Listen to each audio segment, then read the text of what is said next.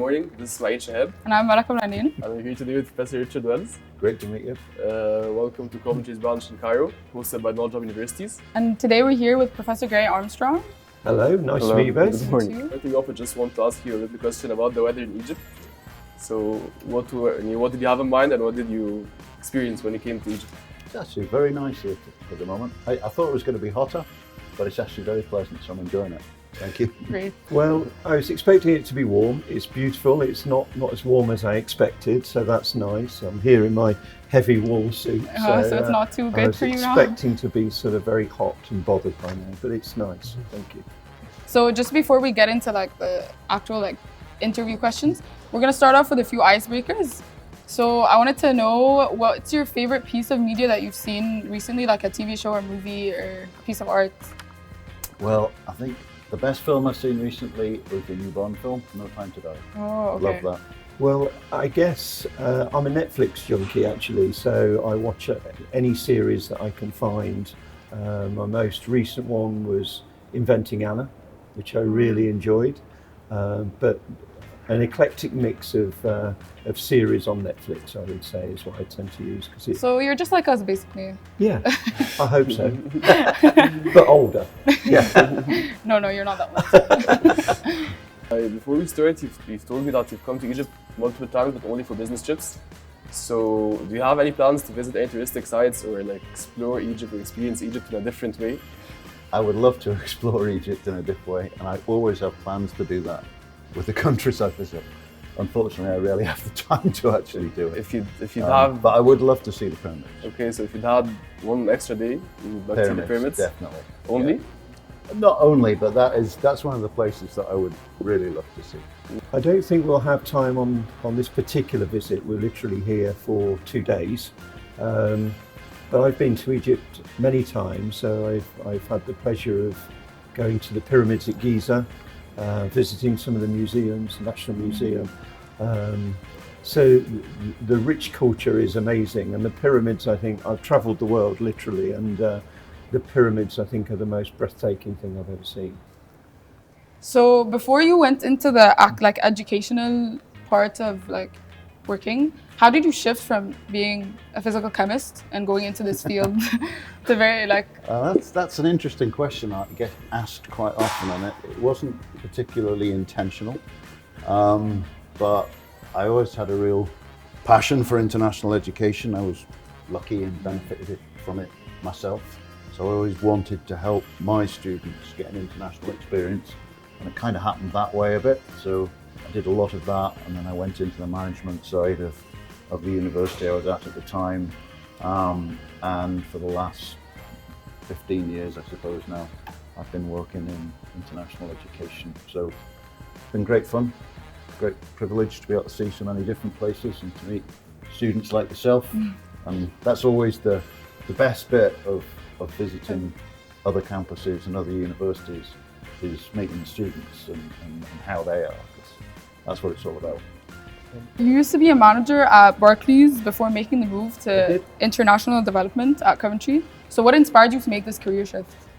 Well, I guess I'd spent a long time in banking, in many aspects of banking actually, so corporate, retail banking, and I felt that I'd sort of reached the end of that particular chapter in my life, and so I decided to move on and look at something that I felt would be giving back, rather than banking can feel a little bit like it's so commercial and so money focused literally, that I wanted to do something that I felt I was giving back a little bit. And so I started looking at international education and started at Coventry in 2009. Wow. And so I've been at Coventry since then. Is it your first visit to this campus? It is, yeah. So how are you liking it so far? I think it's fantastic. I love the building. You haven't seen it 3 years ago. Yeah. No, I mean, it was just a lot of development. It was only this building in the middle of the desert, and students used to come and hang out at this spot. There wasn't any other place to go.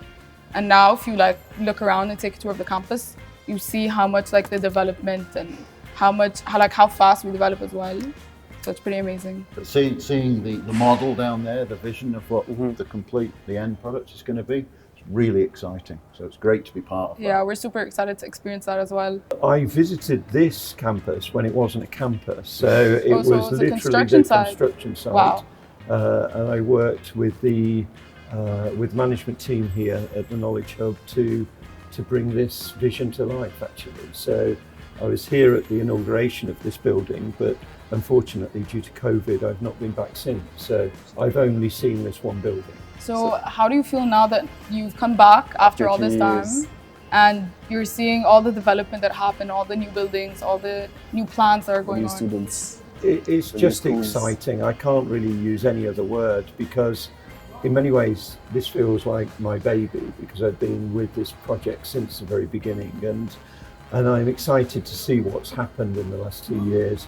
I'm excited to meet the students. In the first intake there were around 270 students, and I met with those students, and obviously that was really exciting, but now the numbers are much larger.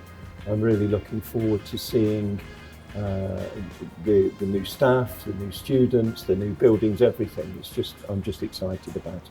For the culture exchange between like Coventry here and Coventry in the UK, like what are your thoughts on expanding that, and what are your thoughts on how it's currently doing like at the moment? Well, I think, you know, the last 2 years, the pandemic has made that side of international education difficult, Yeah, for of obvious course. reasons. You know, none of us have travelled much in the last 2 years.